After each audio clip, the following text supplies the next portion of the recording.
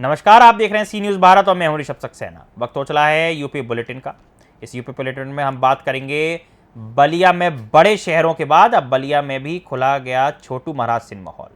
भाजपा नेता धर्मेंद्र सिंह ने फीता काटकर इस सिनेमा हॉल का उद्घाटन किया है। इस सिनेमा हॉल में क्या कुछ विशेषता है, ये देखने से रिपोर्ट में। बड़े शहरों के बाद अब बलिया में भी खुल गया छोटू महाराज सिनेमा हॉल। भाजपा नेता धर्मेंद्र सिंह ने फीता काटकर इस सिनेमा हॉल का उद्घाटन किया। पुष्पा 2 फिल्म से इसकी शुरुआत हुई। भारत की सबसे तेजी से बढ़ती सिनेमा छोटू महाराज सिंगल स्क्रीन डोम थिएटर में इसके 40 फीट वाले सिने कैफे में 100 लोगों के बैठने की क्षमता है। अपनी विशेषताओं के साथ इग्लू डोम स्ट्रक्चर्ड थिएटर का आकार किसी भी शहर के लिए आकर्षण का केंद्र है। इसके टिकट के 3 रेट, एक 199, दूसरा 299, तीसरा 399 का है। और बता दें कि स्क्रीन की वजह से ये थिएटर के किसी भी एंगल से देखने का अधिक आरामदायक अनुभव प्रदान करता है।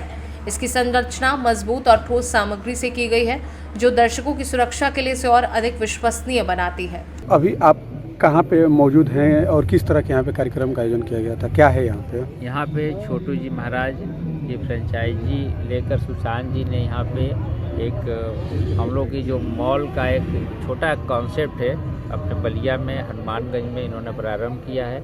उसी के उद्घाटन के कार्यक्रम में हम सभी लोग आए हैं। साथ में हमारे अध्यक्ष जी भी हैं, हेमंत भैया हैं, सभी लोग आए हैं। और हम लोगों ने आज एक ट्रेलर भी देखा है पुष्पा 2 का, बहुत ही रोचक, बहुत ही आनंददायक है। और DTS साउंड से ज़्यादा सुपर साउंड के साथ हम लोगों ने देखा। हमको तो नहीं लग रहा था कि इतना बढ़िया साउंड भी और इतनी अच्छी मूवी देख सकते हैं। सारा कुछ लुत्फ तो आपको यही बलिया में ही मिलने वाला है। तो जिस तरह के यहाँ पे वो खुला हुआ है, जिस तरीके से यहाँ से फैसिलिटी है, यहाँ किन बड़े शहरों में इस तरह की देखी जाती है? अभी तो हम लोग बात कर रहे थे कि आज किसी को परिवार के साथ मूवी का आनंद लेना होता है, परिवार के साथ एंजॉय करना होता है, तो लखनऊ और बनारस जाना पड़ता है। लेकिन आज जब लखनऊ बनारस नहीं, आपको बलिया में ही, हनुमानगंज में ही आपको ये देखने को मिलेगा। और कल से ही प्रारंभ हो रहा है और बहुत ही अच्छा है। यहाँ पर आके 4 घंटे 3 घंटे 4 घंटे आप यहाँ परिवार के साथ एंजॉय कर सकते हैं।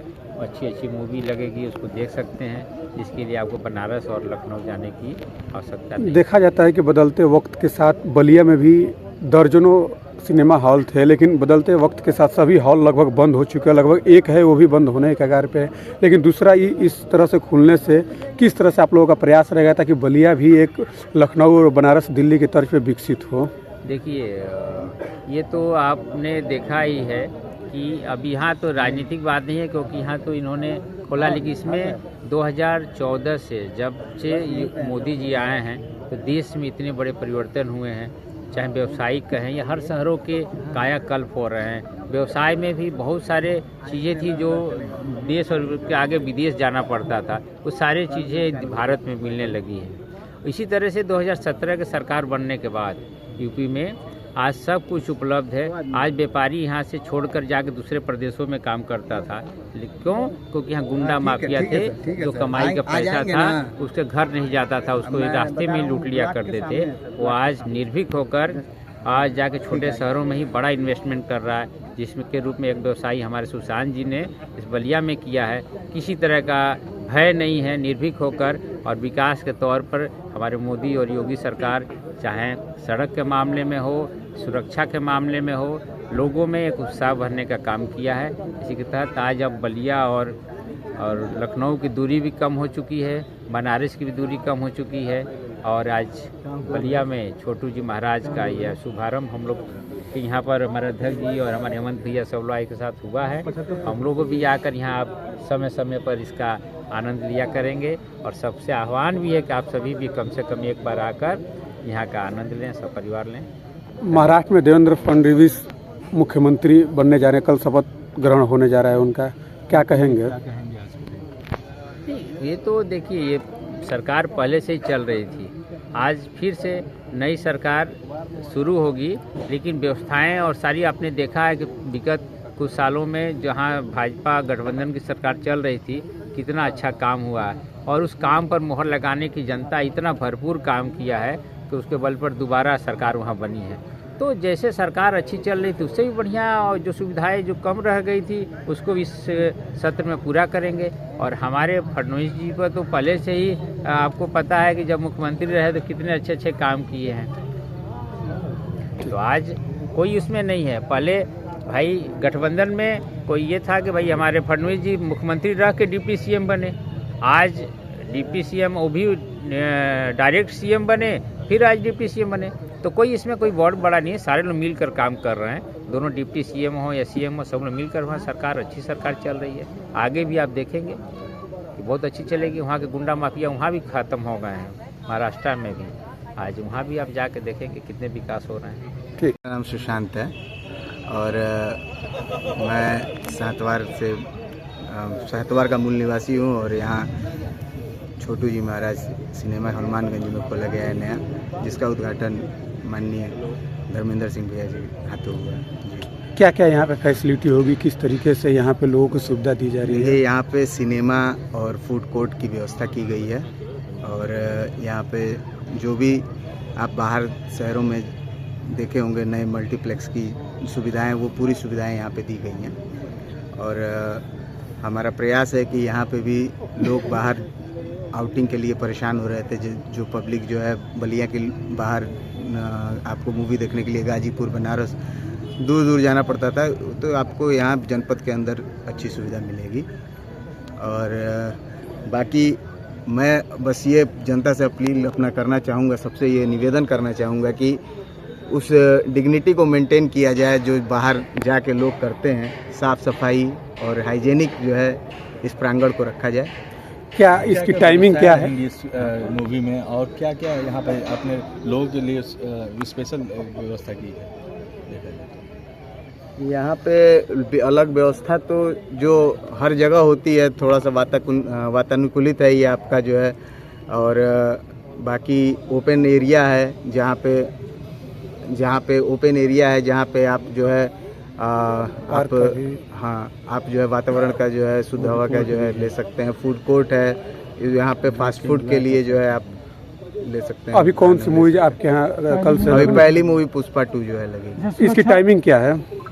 टाइमिंग पुष्पा 2 एक्चुअली बड़ी मूवी है, तो इसमें आपका 3 शो चलेगा, 10 से 2, 2 से 6 और 6 से 10। अगर प्राइस की बात करें तो टिकट क्या है इसका? प्राइस इसमें 3 है, 199, 299 और 399। सुरक्षा के मद्देनजर क्या है, भारी भीड़ एक साथ जाएगी तो उसका कितने लोगों की है यहाँ? हमारे यहाँ सिक्योरिटी है होती है तो किस तरीके से फायर सब स्टेशन आपके यहाँ कोई ऐसी कोई हाँ, फायर सब स्टेशन है और सब जगह जो है हमने संपर्क बनाया हुआ है। कोई भी कैजुअलिटी होती है तो हम कैपेबल हैं कि उसको जो है। कितने लोग एक साथ जो है मूवी देख सकते हैं? 100 लोगों की सीटिंग व्यवस्था है। बलिया से सी न्यूज़ संवाददाता आनंद दुबे की रिपोर्ट।